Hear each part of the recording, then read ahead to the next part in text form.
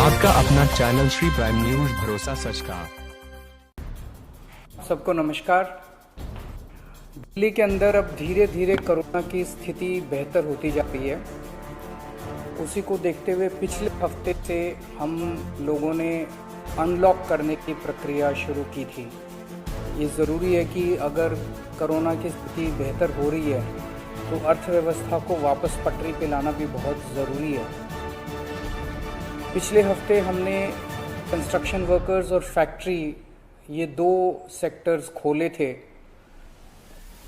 पिछले एक हफ्ते से कंस्ट्रक्शन एक्टिविटीज़ और फैक्ट्री दोनों खुले हुए हैं, लेकिन कोरोना की स्थिति अभी कंट्रोल में है। पिछले 24 घंटे में लगभग 400 के करीब केस आए हैं। 500 से भी कम हो गए अब केसेस। 400 के करीब केसेस आए हैं और 0.5% के करीब पॉजिटिविटी बची है, संक्रमण दर बची है। तो स्थिति काफ़ी कंट्रोल में है और भगवान करे ऐसे ही कंट्रोल में रहे। तो ये वाला जो लॉकडाउन पिछले हफ्ते ऐलान किया था वो सोमवार को सुबह 5 बजे तक है। उसके आगे भी लॉकडाउन जारी रहेगा, लेकिन काफ़ी सारी और एक्टिविटीज़ में रियायत दी जा रही है, उनको खोला जा रहा है। एक तो जितने बाज़ार हैं, मॉल्स हैं, उनको खोला जा रहा है ऑड इवन के बेसिस पे, कि आधी दुकानें एक दिन खुलेंगी, आधी दुकानें दूसरे दिन खुलेंगी, आधी दुकानें एक दिन, आधी दुकानें दूसरे दिन। 10 बजे से सुबह 10 बजे से शाम को 8 बजे तक, दुकान नंबर के हिसाब से, ऑड इवन के हिसाब से दुकानें खोली जाएंगी। दूसरा, जितने दिल्ली में सरकारी दफ्तर हैं, उन सरकारी दफ्तरों में ग्रुप ए ऑफिसर्स जो हैं वो 100% काम करेंगे और ग्रुप बाकी उसके नीचे वाले जो हैं वो 50% काम करेंगे। लेकिन जो एसेंशियल सर्विसेज में काम करने वाले कर्मचारी हैं वो 100% काम करेंगे और हर एचओडी डिसाइड करेगा कि किसको एसेंशियल सर्विस कहना है और किसको 50% करना है और किसको 100% करना है। जितने प्राइवेट ऑफिसेज हैं उन सभी प्राइवेट ऑफिसेज में 50% मैन पावर के साथ वो खोले जा सकते हैं और लेकिन कोशिश करेंगे कि ज़्यादा से ज़्यादा लोग वर्क फ्रॉम होम करें और अपने प्राइवेट ऑफिसेज कोशिश करें अपने टाइम को स्टैगर करने की, कि ताकि सब लोग एक साथ सड़क पे ना आए। दूसरी चीज़, जो स्टैंड अलोन शॉप्स हैं और जो एसेंशियल सर्विसेज प्रोवाइड करने वाली शॉप्स हैं वो ऑड इवन के बेसिस पे नहीं, वो रोज़ खुलेंगी। दिल्ली मेट्रो 50% कैपेसिटी के ऊपर चालू की जा रही है और ई कॉमर्स के ज़रिए जो सामान बेचने की प्रक्रिया है वो चालू रहेगी। तो मोटे मोटे तौर पे ये चीज़ों की रियायत दी जा रही है और मैं उम्मीद करता हूँ इसके बाद देखेंगे कि आने वाले हफ्ते के अंदर भी कोरोना की स्थिति अगर काबू में रही तो और कई सारी एक्टिविटीज़ को फिर उसके अगले हफ्ते खोलेंगे। थर्ड वेव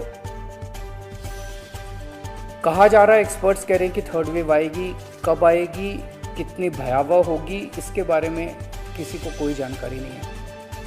लेकिन एक जिम्मेदार सरकार होने के बाद नाते हमारी जिम्मेदारी बनती है कि उसकी पूरी तरह से हम तैयारी करें, ताकि अगर थर्ड वेव आती है, अगर बहुत भयानक होती है, तो सरकार उस वक्त जनता के लिए तैयार हो।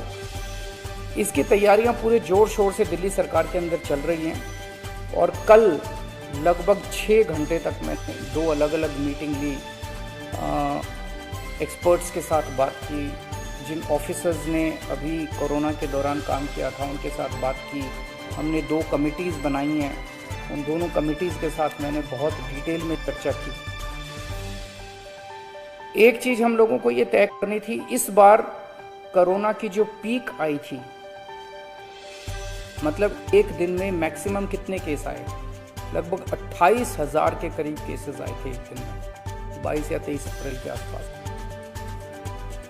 अगली पीक कितनी हो सकती है, तो ये तय किया गया कि अगली पीक 37,000 एक्सपर्ट्स के साथ बात करके, ऑफिसर्स के साथ बात करके, सबके साथ बात करके कि 37,000 पीक मान के इसकी तैयारी शुरू की जाए। इसका मतलब ये नहीं है कि अगर इससे ज़्यादा की पीक आएगी तो हम तैयार नहीं हैं, हम उसके लिए भी तैयार हैं। लेकिन एक तरह से 37,000 के बेस के ऊपर अगर हम तैयार हो गए तो फिर अगर उससे भी कहीं ज़्यादा पीक आती है तो उसकी भी तैयारी हम लोग, उसकी भी, अगर 37,000 की तैयारी हमारी है तो फिर मान लीजिए और ज़्यादा आती है तो उसकी तैयारी तो होगी उसके लिए हम ज़्यादा तैयार हो पाएंगे। तो 37,000 को एक तरह से बेस माना जाता है। 37,000 की पीक की तैयारी के हिसाब से अब सारे कैलकुलेशंस किए जा रहे हैं कि अगर 37,000 की पीक आती है तो कितने बेड्स की ज़रूरत पड़ेगी, कितने आईसीयू की ज़रूरत पड़ेगी, कितने उसमें से बच्चों वाले होने चाहिए, कितनी ऑक्सीजन की ज़रूरत पड़ेगी, ये सारी चीज़ें, अब कितनी दवाइयों की ज़रूरत पड़ेगी, ये सारी चीज़ें अब कैलकुलेट की जा रही हैं। एक पीडियाट्रिक टास्क फोर्स अलग से बनाई गई है। वो पीडियाट्रिक टास्क फोर्स ये तय करेगी कि जितने हमारे ऑक्सीजन बेड्स होंगे उसमें से कितने बच्चों के होने चाहिए, जितने आईसीयू बेड्स होंगे उसमें से कितने बच्चों के होने चाहिए। जो बच्चों के होंगे उसके लिए फिर अलग किस्म का सारा इक्विपमेंट होगा, उसका अलग किस्म के मास्क होंगे, अलग किस्म का ऑक्सीजन का मास्क होगा, उसकी सारी चीज़ें अलग होंगी। वो पीडियाट्रिक टास्क फोर्स बना दी गई है कल, वो अलग से अपनी तैयारी करके अपनी रिकमेंडेशंस देगी। इस बार ऑक्सीजन की बड़ी कमी हुई थी और ऑक्सीजन की कमी की वजह से हम लोगों ने देखा कि कई बार ऐसे हुआ था जब ऑक्सीजन बेड्स नहीं मिले थे, ऑक्सीजन के लिए काफ़ी संघर्ष करना पड़ा था। अल्टीमेटली अपने को सुप्रीम कोर्ट के इंटरवेंशन के बाद केंद्र सरकार के सहयोग से अपने को ऑक्सीजन मिली, लेकिन जब तक ऑक्सीजन नहीं मिली तब तक दिल्ली में त्राही मच गई थी। अगली वेव अगर आती है तो हम नहीं चाहते कि इस तरह की दिल्ली के अंदर त्राही मचे। तो ये तय किया गया, इसकी तैयारी शुरू कर दी गई। 420 टन ऑक्सीजन की स्टोरेज कैपेसिटी तैयार की जा रही है। इंद्रप्रस्थ गैस लिमिटेड से बात की गई है और उन्हें 150 टन ऑक्सीजन प्रोडक्शन का प्लांट, 420 टन ऑक्सीजन तो स्टोरेज कैपेसिटी क्रिएट की जा रही है और 150 टन ऑक्सीजन प्रोडक्शन करने के लिए उनको प्लांट लगाने के लिए कहा गया है। उन्होंने कहा 18 महीने लगेंगे, लेकिन जो भी है शुरुआत कहीं ना कहीं तो अपने को करनी पड़ेगी। इसके अलावा इस बार सबसे बड़ी दिक्कत आई थी टैंकरों की। ऑक्सीजन के टैंकर नहीं थे दिल्ली इंडस्ट्रियल स्टेट नहीं है, इसीलिए अपने पास ऑक्सीजन टैंकर है ही नहीं दिल्ली में। तो 25 ऑक्सीजन टैंकर्स खरीदे जा रहे हैं ताकि अगर इस तरह की दिक्कत आए ऑक्सीजन की तो हमारे पास अपने टैंकर होने चाहिए। 64 छोटे छोटे ऑक्सीजन के प्लांट्स लगाए जा रहे हैं, वो ऑलरेडी लग रहे हैं और हमें उम्मीद है कि अगले कुछ हफ्तों के अंदर, 1-2 महीने के अंदर ये 64 ऑक्सीजन प्लांट्स लग के तैयार हो जाएंगे। अब ये जो हमने डिसाइड किया कि 37,000 केसेस की पीक के हिसाब से हम काम करेंगे, तो उसके हिसाब से तय किया जाएगा कि कितने ऑक्सीजन बेड्स की ज़रूरत होगी, कितने आईसीयू बेड्स की ज़रूरत होगी। उसके हिसाब से फिर तय किया जाएगा कितने ऑक्सीजन सिलेंडर्स की ज़रूरत होगी। जैसे अभी थोड़े दिन पहले हमने 6,000 सिलेंडर चाइना से इंपोर्ट किए थे, तो और कितने ऑक्सीजन सिलेंडर्स की ज़रूरत होगी और कितने ऑक्सीजन कॉन्सेंट्रेटर्स की ज़रूरत होगी। अगले आने वाले 1-2 महीने के अंदर ढेर सारे ऑक्सीजन कॉन्सेंट्रेटर्स दिल्ली सरकार खरीदने जा रही है। दवाइयों को लेकर 2 अहम निर्णय किए गए। एक तो ये कि इस वेव में ये देखा गया कि व्हाट्सएप खूब तेजी से, व्हाट्सएप के ऊपर दवाइयाँ खूब तेजी से प्रिस्क्राइब की जा रही थी और उसके ऊपर मतलब बात फैल जाए कि ये दवाई बड़ी अच्छी है तो पूरे समाज के अंदर, पूरे शहर के अंदर, पूरे देश के अंदर उस दवाई की अफरा तफरी मच जाती है। तो एक डॉक्टर्स की और एक्सपर्ट्स की टीम बनाई जाएगी। अगर किसी दवाई की डिमांड होती है तो वो डॉक्टर्स एग्जामिन करके बताएं कि इस दवाई से कोरोना में फायदा होगा कि नहीं होगा। अगर डॉक्टर कहते हैं होगा तो सरकार उस दवाई को मुहैया कराने की कोशिश करेगी और डॉक्टर अगर कहते हैं कि ये दवाई बिल्कुल बेकार है, इससे कोरोना में कोई फायदा नहीं होगा और लोग इसके पीछे भागना बंद करें, तो जनता को उसके बारे में जागरूक किया जाएगा कि इस दवाई के पीछे भागना बंद कीजिए। एक ये।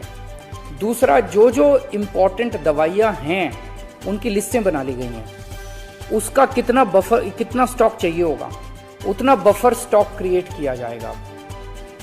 एक्सपायरी डेट्स किस दवाई की कितनी है, एक्सपायरी डेट्स को ध्यान में रखते हुए उन सभी दवाइयों का बफर स्टॉक क्रिएट किया जा रहा है, ताकि अगर जो और प्राइवेट अस्पतालों के भी आदेश दिए जा रहे हैं कि वो भी अपने बफर स्टॉक्स इस तरह से तैयार रखें, ताकि अगर महामारी आती है तो हम उसके लिए तैयार रहें।